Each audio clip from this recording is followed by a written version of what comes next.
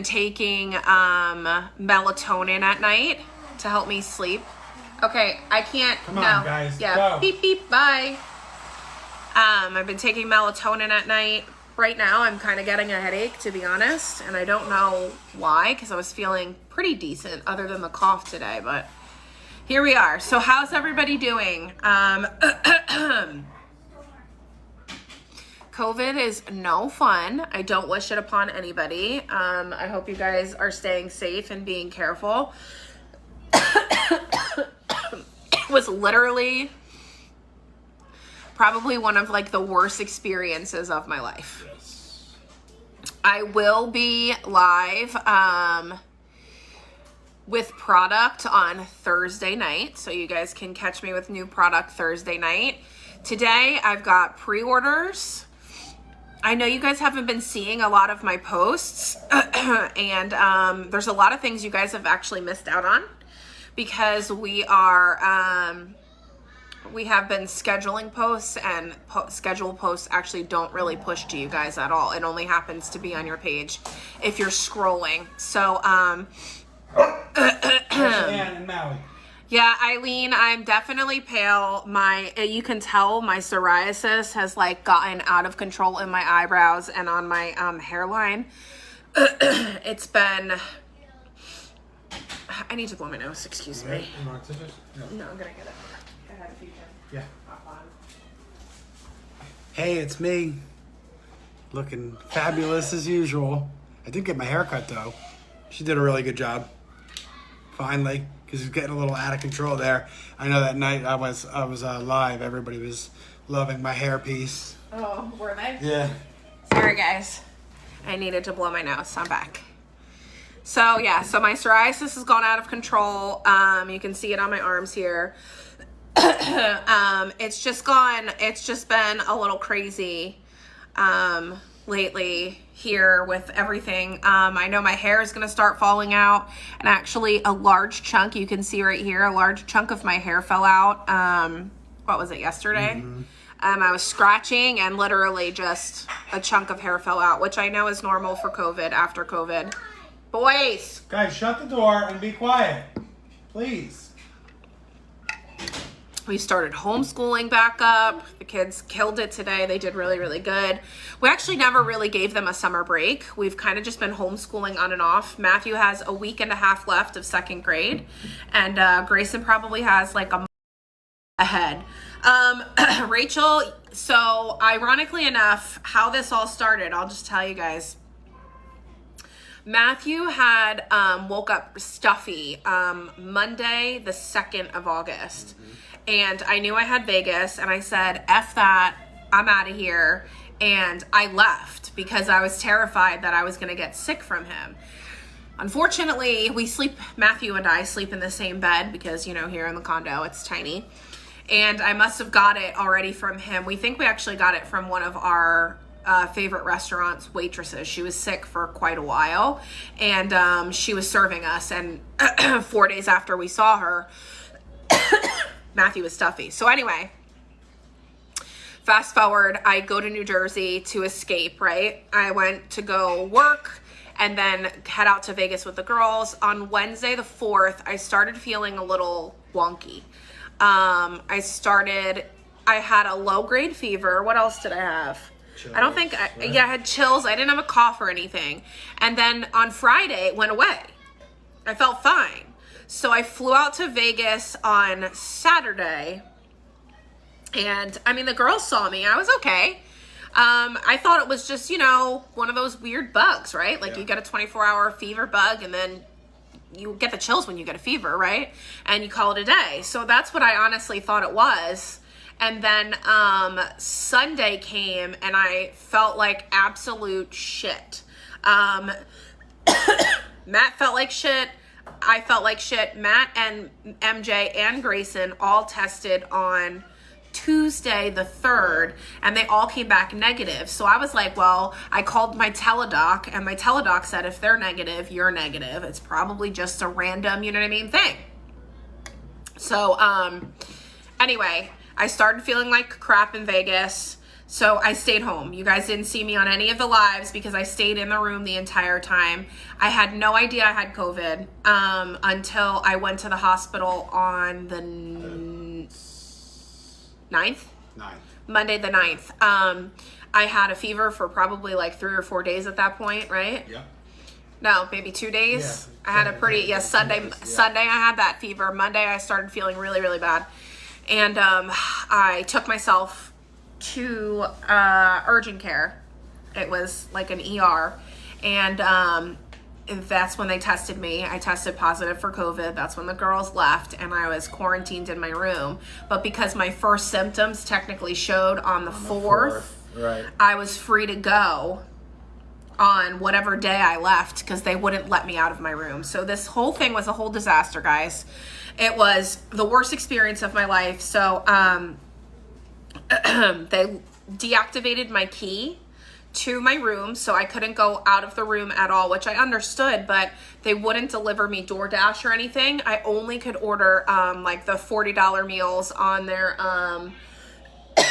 room service. And obviously it was cheeseburgers, chicken fingers, like nasty crap. And we all fought for things to be delivered. At one point, my mom and Sharon, actually, Miss Christie's mom, got through. And they said that DoorDash could deliver to us in a specific way. Well, then they stopped allowing DoorDash to deliver. I was still locked in the room. Hey. And anyway, Rebecca called because she was trying to deliver me food. And they wouldn't. And Rebecca had it out with them and basically told them, what you're doing is completely illegal. We will have a lawsuit against you, X, Y, and Z. And long story short, they called me back and said, well, since your first onset of symptoms was the 4th, you can technically leave your room tomorrow. So that's when that's why I lost 20 pounds. I wasn't eating. Not that I didn't have much of an appetite, but when I did, I really wanted to eat something and I couldn't. So they never checked up on me. They never called my room to make sure I was okay. At one night, I had to it was Thursday or Friday night, I had to call the paramedics to the room. I had 105.6 fever. I was having a really, really tough time breathing. It was 2:30. I was all by myself. And I called the paramedics. The paramedics came, told me basically that the hospital in Vegas wouldn't do anything for me because my pulse ox was still 90 and above. That was bad. And it was still bad. But, and they basically said, too bad, you can go to the hospital, they're not going to do anything, and they're probably just going to send you home. So, you're on medication, blah, blah, blah. They were completely useless. But the hotel never checked up on me. The hotel never, they completely deactivated my keys. So even if I needed to get medicine or something, I couldn't get any extra medication. I had no Tylenol PM. So I couldn't get any PM medications because they weren't letting people deliver to me. And I couldn't leave my room. Yes, this is the same hotel that had drugs in the room, and the room absolutely had drugs in it. That was a true story through and through. We came into our room and there was drugs in our room. We had to switch rooms. They gave us a room with a really shitty view. So then we had it out with them again and they switched us to a nicer room. But at this point, when they finally, let me out of the room, I told Matt to book me a flight home on Tuesday, just in case, right? Yep. But then I was just feeling really bad. I was by myself. They wouldn't let Matt or the boys come because they said if they did, we would be stuck in the room for another 10 days. Yep. And they wouldn't let them out for another 10 days. So the boys and Matt couldn't come. I was stuck in there by myself. And I said, you know what? It's time. I have to get out of here. If I'm allowed out of this room, I'm allowed on a plane. My fever was gone at this point. I think for 2 or 3 days, my fever was gone at this point. And anyway, I took a flight first class in a pod. We wanted to make sure that I had a pod for myself. So one, I was away from as many people as possible, and two, so that I could lay down. So the only flight that had a first class pod available was to Atlanta. So I flew to Atlanta. The boys drove 6 hours to pick me up in Atlanta. That was the longest drive back I ever had. God. Matt was sick. I was sick. MJ was coughing. The only person who came unscathed in all of this was Grayson. The hotel was a Cosmopolitan, and I usually have nothing but good things to say about them, but I will absolutely be getting a lawyer and discussing what can be done, even for the future, for them to make protocols for people who do test positive, because no one should be trapped in their room like that and not be allowed to have things delivered to you. But anyway, that's besides the fact. So I flew home, 6 hour drive home. I felt like absolute shit. I couldn't sleep. The night before I left, I actually didn't sleep all night. I was awake for over 24 hours at this point. I was so exhausted. I was so scared to use my pillows or anything because I was coughing all over them all week because nobody was coming to get laundry to clean it for me. So I was super like just paranoid. I didn't sleep, and then I got home and I was pretty sick when I got home.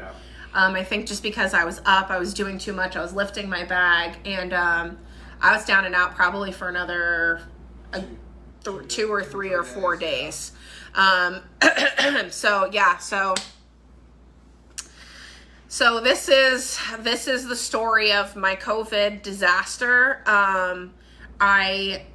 This is going to sound really terrible, but first and foremost, if you're feeling sick before traveling, just don't go. Don't risk it like I did. And if you do risk it for the biscuit and you know you're sick as fuck, I'm going to suggest getting a car and just leaving. Don't even test where you are.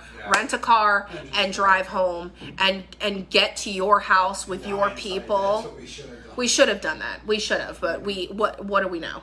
Get a car and get home, okay? Don't test where you are unless you plan on staying there for an extended period of time. I also am going to suggest, if you're traveling to another country, don't right now, because if you had to get stuck in Italy, because you have to test to get back into the US still, if you have to get stuck in Italy or anywhere for that matter, Aruba, wherever, you don't want to be stuck somewhere else, quarantined by yourself, in a strange place where you can't fully rest and there's people to not take care of you.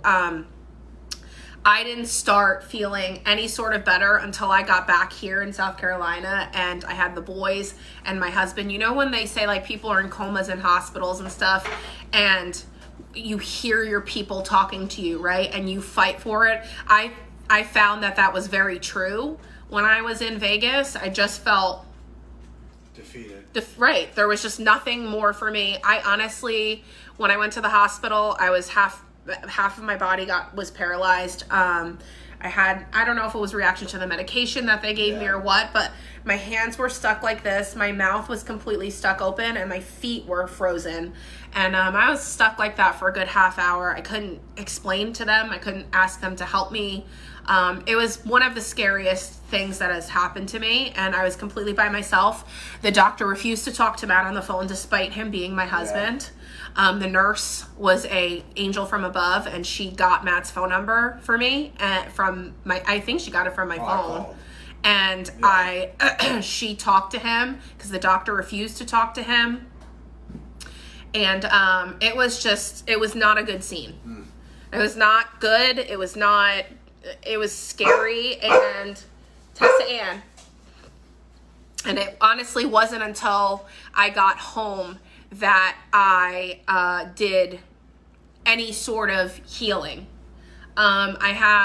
This is going to sound really weird, but I have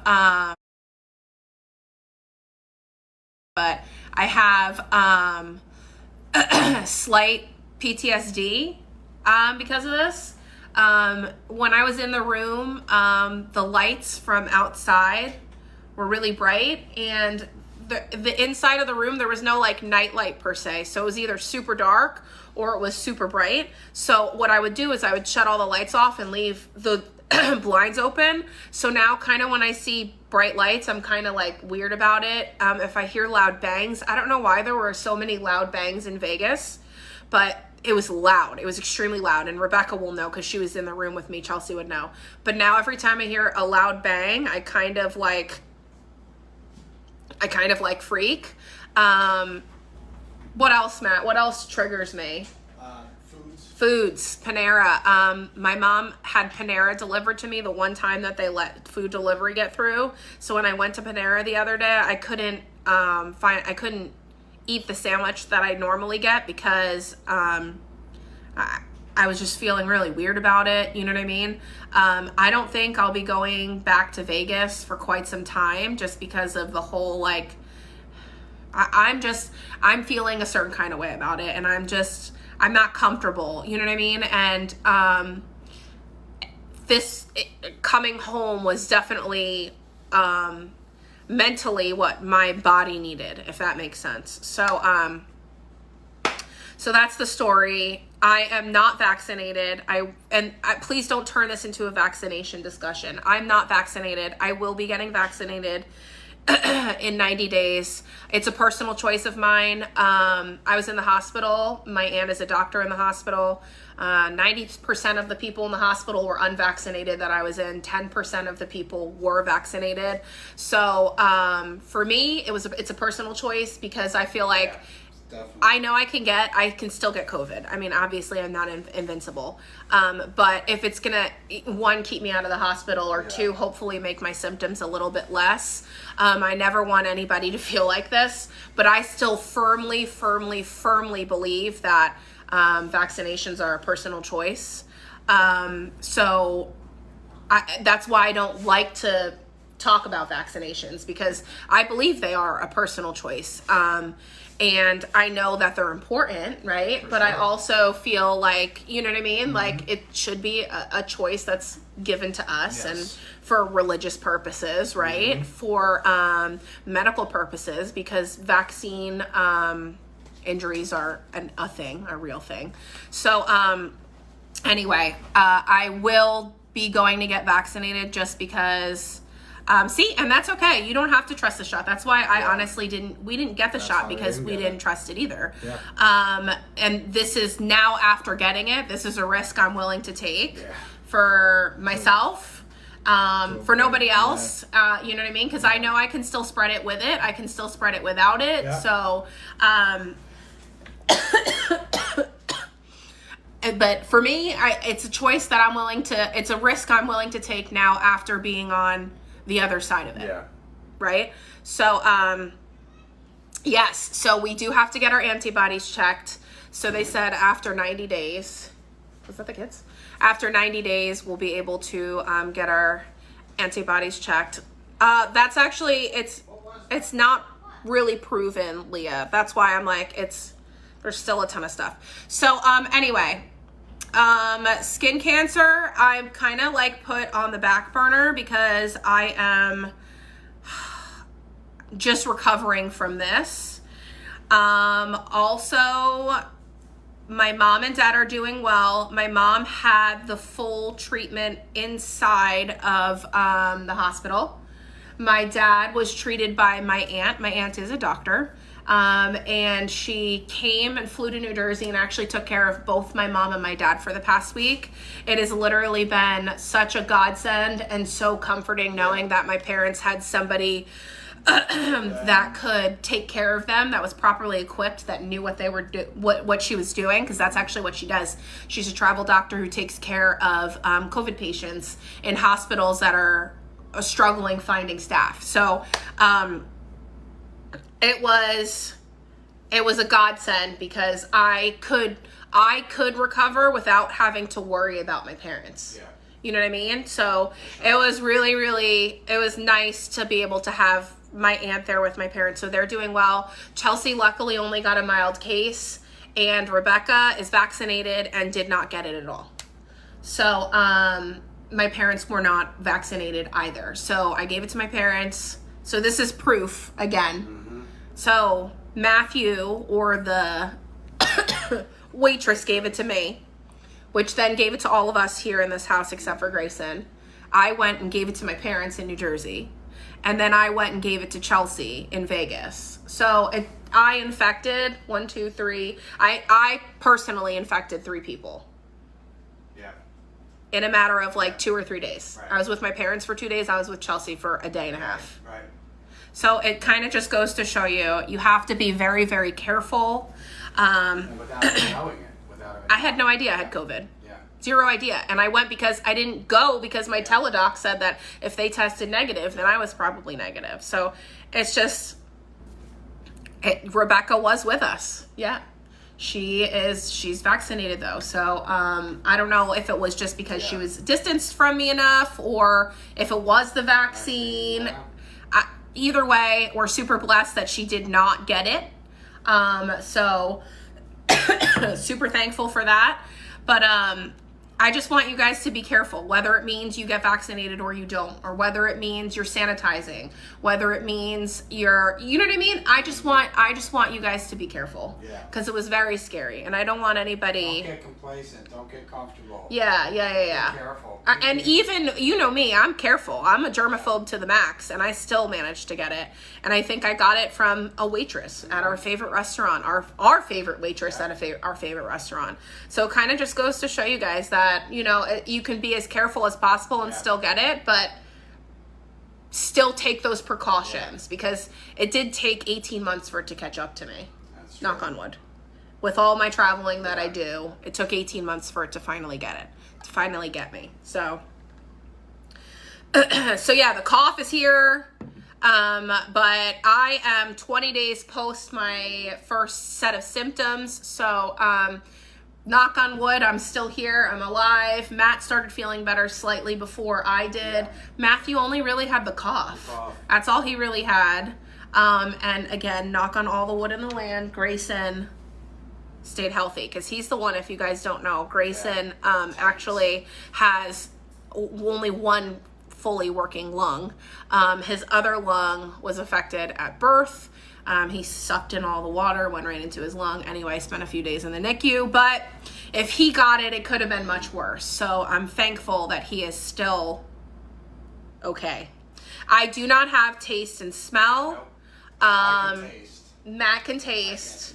He can't smell a thing. And you get this thing I called taste brain fog. I taste very little. Like I could taste sweet, but like 2 bites in, then it's gone. I ate an entire bag of chips and dip last night and had zero clue. I didn't taste it at all. It was French onion dip, salty chips. A thing. We can't smell anything. We don't smoke. And sometimes when somebody like blows their cigarette smoke in our face, it kind of, you know, bothers us because we don't smoke. And somebody blew it in our face today and we were like, Grayson was like, oh my God, what is that smell? And Matt and I were like, so no taste or smell at all. What else? The brain fog. Like, So literally you will just be sitting there and you'll just go like almost completely blank. Like, it feels like you're floating. I swear it's the craziest I'm thing. like, as I'm sitting in this chair, I've had brain fog longer than Matt has. Yeah. Matt has it periodically. I generally have it for most of the day. And it feels like you're floating on a cloud. Yeah. Like I'm sitting here and as I look out the window at the background, it feels like I'm on a boat almost. You know what I mean? Like I'm kind of floating here. So it's kind of crazy. How that is like the most predominant symptom that the both of us have. Did you want me to cook these while you're online? Yeah, you can cook. So, yes, we're super thankful that we are still here, that we are healthy. I am also very, very thankful that you guys, like, you supported me and weren't like, ew. Ooh, you know what I mean? Like, you were super supportive. You were super helpful. I'm actually quite shocked that so many of you have had COVID and struggled with it as well. So you guys had helped me through it. It was kind of crazy because so many of you had the same experiences and let me know that some of the things I was feeling were actually normal, you know? So I'm super, super thankful for you guys, and I just want you to be careful. I don't want you guys to get comfortable and get complacent and not think it can't happen to you, because it totally can. And I also don't want you to think that it's not bad for everybody, because some people get really mild symptoms like Chelsea and my dad, and then some people get really, really bad symptoms like me. It's luck of the draw. So just be careful, take care of yourself. Matthew, we think, had it. The boys both tested negative, but they did test only a day into their symptoms. Yeah. So they could have tested early, and it was a rapid. So I tested almost a week after they did, and I tested positive. So after Matthew woke up stuffy Monday, and I had the fever Wednesday. The fever that went away was Wednesday, and then by Sunday I was dying again. So a week. So yeah, just be careful, guys. All right, so I've got some things